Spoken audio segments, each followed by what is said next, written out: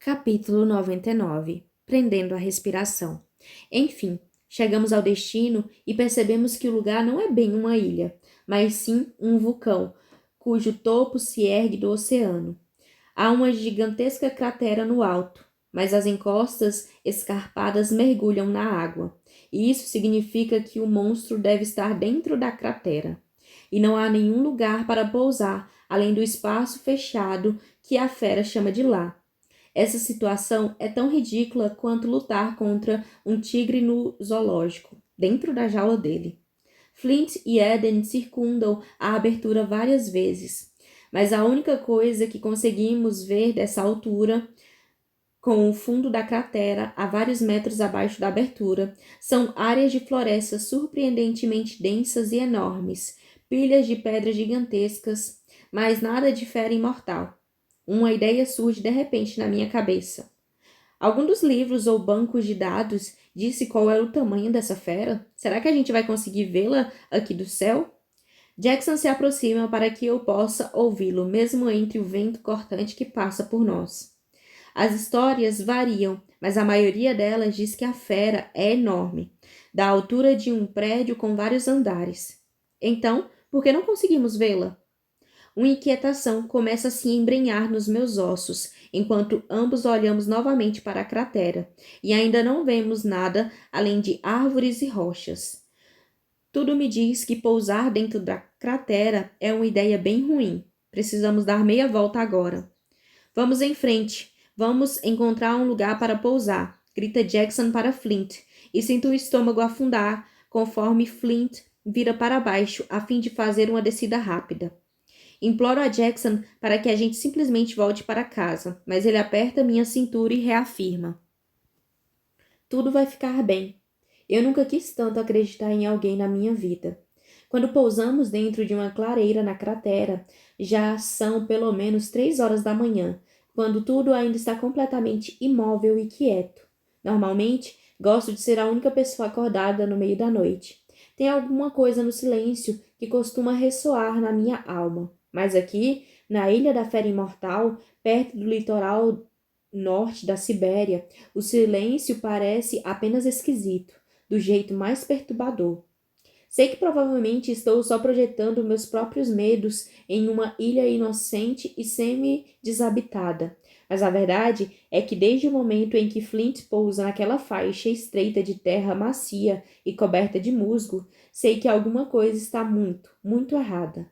É como se a própria ilha estivesse conversando comigo.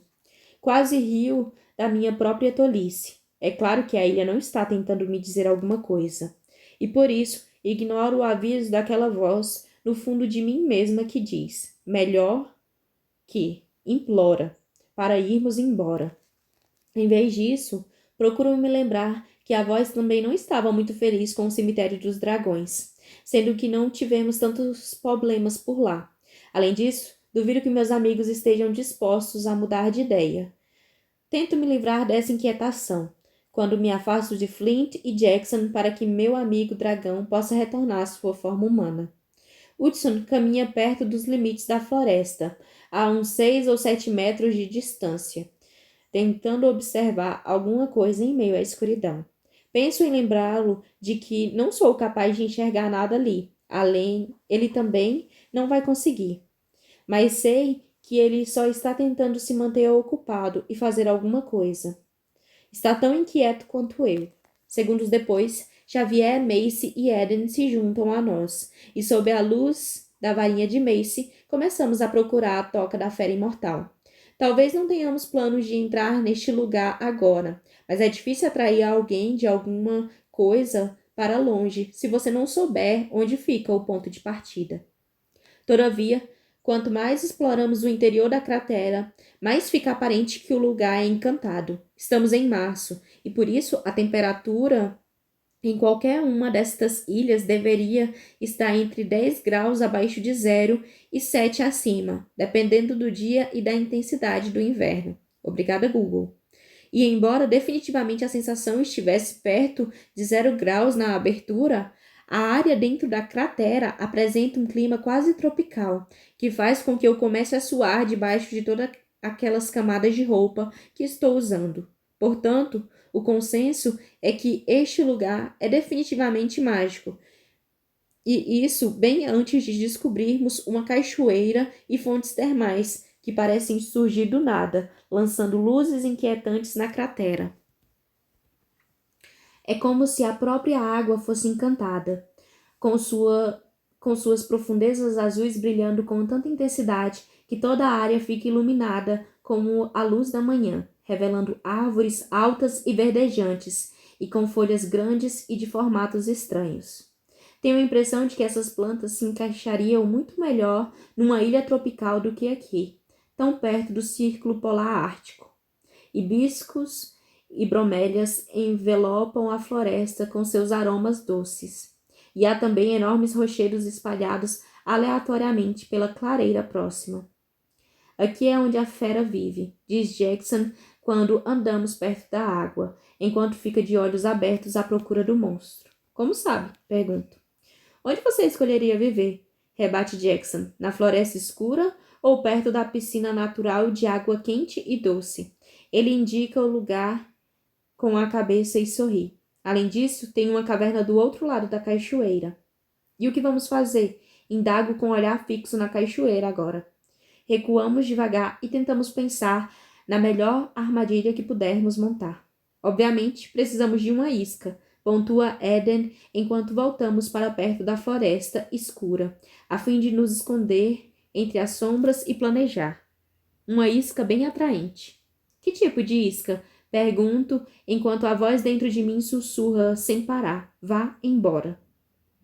Eu vou ser a isca, oferece-se Xavier. Quando decidirmos qual é o melhor lugar para montar a armadilha, posso entrar lá e atrair a fera para fora. Ela não vai tolerar um intruso em sua caverna. Mas ainda nem sabemos como a fera é, reclama Macy. E se ela for pequena e mais rápida do que um lobo? Ou se tiver 5 ou 6 metros de altura, com 8 tentáculos longos dos quais você não consegue escapar? Sei que ela está só citando exemplos extremos, mas percebo que estou concordando a cada vez que ela descreve um potencial inimigo. Todos me parecem bem plausíveis a essa altura. Só precisamos atraí-la para fora da caverna e mantê-la presa ou distraída, Xavier nos lembra, enquanto começamos a procurar um bom lugar para montar a nossa armadilha. A pedra do coração provavelmente fica guardada no fundo daquela caverna, onde a fera imortal pode protegê-la. Hudson atrai minha atenção e resmunga. Este é o seu plano genial? Encurralar uma fera quando vocês nem fazem ideia de como ela é ou quais são seus poderes? E quando você nem faz ideia se sua armadilha é do tamanho certo ou tem força suficiente para restringir a magia? E você acha que minha ideia não fazia sentido? Reviro os olhos para Hudson, mas encaro o grupo e pergunto. Temos alguma ideia sobre como é a fera? Qual é o tamanho dela? Qual é a força que ela tem? Se é mágica, tipo, como podemos saber que tipo de armadilha vai conseguir prendê-la? Tem que ser mágica, obviamente, diz Macy. Não há outra maneira de se preparar para qualquer coisa que saia dessa caverna a toda velocidade para vir atrás de nós. Todos concordam, até que faz sentido. Sim, mas do que estamos falando aqui? Questiona Eden. Um feitiço? E se for o caso, qual deles? Posso tentar fritar a fera, sugere Flint com um sorriso. Tenho certeza de que ela não tentaria nos pegar de novo depois disso. Sim, mas e se ela estiver usando a pedra do coração e ela for frita também? Pergunta Macy. Essa armadilha não pode ser tão violenta. Você quer dar à fera imortal uma chance de revidar? Pergunta Flint incrédulo. Não, estou pensando em dar um jeito de colocá-la para dormir, sugere Macy. Tenho um feitiço para isso que acho que vai funcionar. Você acha que vai funcionar? Pergunta Eden com as duas sobrancelhas erguidas. Bem, não posso garantir que isso vai acontecer, já que não faço a menor ideia do que é a fera imortal. Mas sim, deve funcionar. Pesquisei a respeito no caminho até aqui, só para ter certeza. E se não funcionar? Pergunto com cuidado, sem querer irritar a Macy, mas não querendo ser pega sem um plano B também. Nesse caso, Flint pode congelá-la. Xavier e eu conversamos no caminho para cá, e parece a melhor alternativa, argumenta Jackson. Isso não vai fritar a pedra se a fera estiver com ela, mas vai nos dar alguns minutos para avaliar o que está acontecendo quando soubermos como a fera é e o que ela é capaz de fazer. Agir é sempre melhor do que reagir, de qualquer maneira. Hudson solta uma risada irônica quando ouve aquela frase. No dia em que meu irmão pensar antes de agir, vou comer o meu calção. Você não está usando um calção, eu lembro. Ele se vira e olha para mim. Ora, ora, senhorita Foster. Quer dizer que você anda me espionando? Sei que ele está tentando me distrair. Ele deve sentir que meus nervos estão prestes a explodir, mas fico vermelha mesmo assim. Você é um idiota. Ele simplesmente se curva para mim, fazendo uma messura, antes de voltar a se concentrar no plano totalmente inconsequente que estamos montando. E então? Onde vamos montar a arapuca? Pergunta Xavier, olhando ao redor. A fera vai vir por essa trilha, não é? Ele aponta para a trilha calçada com pedras quebradas que circunda a piscina natural e depois atravessa o lago até chegar à cachoeira. Até que ponto a gente quer atraí-la antes de acionar a armadilha? Não muito, responde Eden. Precisamos ficar escondidos e não há muita cobertura longe da clareira, com exceção desta floresta. Concordo, digo a eles, lembrando da época em que jogava paintball com meu pai na infância e todas as lições que ele me ensinou sobre emboscadas. E agora que penso nisso, não consigo deixar de me perguntar se ele sabia que eu precisaria dessa informação algum dia. Talvez não para lutar contra a fera imortal, mas porque ele vem do mundo dos paranormais e sabia exatamente como era perigoso. Flint pode se esconder ali, aponto para uma protuberância estreita perto da parede da cratera. Ainda consegue alcançar a fera se disparar sua baforada de gelo daquele ponto, não é? Eu pergunto. Flint calcula a distância. Sim, acho que ainda devo ter um bom alcance. Ótimo. E Macy precisa ficar mais perto. Mais perto? Quanto? Questiona Xavier e não parece muito feliz. O quanto for necessário. Ela responde com uma olhada feia, antes de examinar os arredores. Se ela vier por essa trilha, posso acertar um bom disparo se estiver naquela árvore. Ela aponta para uma enorme conífera a uns 10 metros da cachoeira. Xavier parece uma nuvem trovejante quando pensa naquilo, e tenho de admitir que deixá-la tão perto da passagem não me agrada muito também. Se a fera for capaz de saltar, ela pode alcançar Mace em uma questão de segundos, e não vamos poder fazer nada. Vou ficar bem, assegura Mace como se estivesse lendo os meus pensamentos. Talvez a gente devesse repensar. Eu vou fazer isso, insiste ela, enquanto vai para junto da árvore. Além disso, sem esforço não se consegue nada, não é? Esse ditado também poderia ser: sem esforço ninguém morre de um jeito horrível, eu digo a ela. Ela vira para trás para que eu consiga vê-la revirar os olhos. Deixe comigo, Grace. Você precisa aprender a confiar em mim. Ela tem razão. Sei que tem razão, mas mesmo assim é difícil ficar olhando, enquanto ela sobe na árvore e encontra um galho mais frondoso para se esconder. Acho que Eden deveria ficar escondida para fazer um ataque surpresa, caso a gente precise, sugere Jackson quando Flint pisca o olho rapidamente antes de sair voando até o beiral que avistamos. Não sei como vou poder ajudar, comenta ela. Só consigo disparar relâmpagos. Se eu mirar na fera, é certeza que vou eletrocutá-la. É por isso que você vai ficar escondida para ajudar Flint, diz Jackson, caso dê tudo errado. Isso eu posso fazer, ela olha ao redor. Onde você quer que eu fique? Provavelmente o mais próximo da montanha que você conseguir, digo a ela, mas no chão. Assim, se Mace e Flint errarem, você pode avançar por trás da fera e usar seus poderes.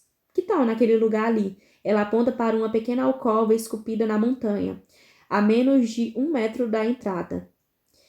É bem perto da entrada, prescurto ao redor, buscando uma alternativa. Que tal algum lugar um pouco mais afastado? Ela sorri para mim. Não se preocupe, Grace, eu consigo. Eu sei que consegue, mas... Não se preocupe, repete ela. Só não deixe que a fera a devore, está bem? Claro, sorri um pouco enjoada. Ótimo plano. Quando os três estão em posição, Jackson olha para Xavier e para mim. Estão prontos? Nem de longe, mas não verbalizo isso. Não posso. Assim, Me limito a esboçar um sinal afirmativo com a cabeça antes de me transformar em gárgula. Já passou da hora de entrar em ação.